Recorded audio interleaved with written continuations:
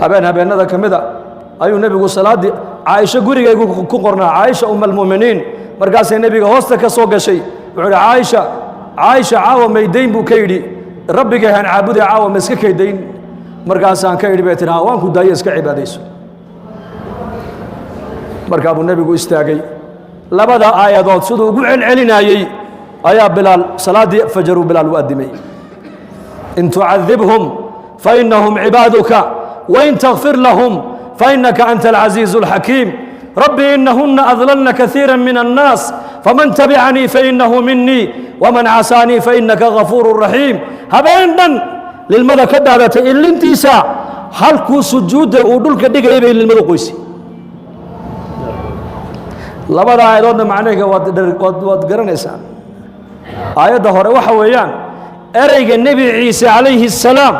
uu banka qiyaamo ku oran doono ilaahay hortii uu isku baryeeli doono ayaa nabi maxamed ifka dusheeda uu ku lahaa oo ereyga anta qulta linnas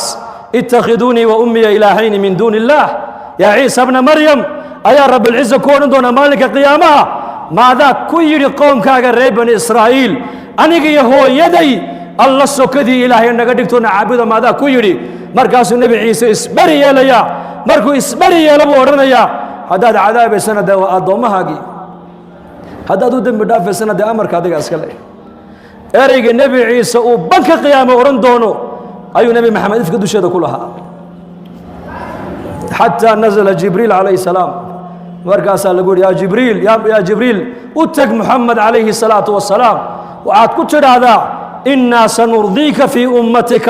ولا نسوءك بإلهي كيري يا جبريل أتك محمد حبيب كيجي وعاد كترادا أمت هذا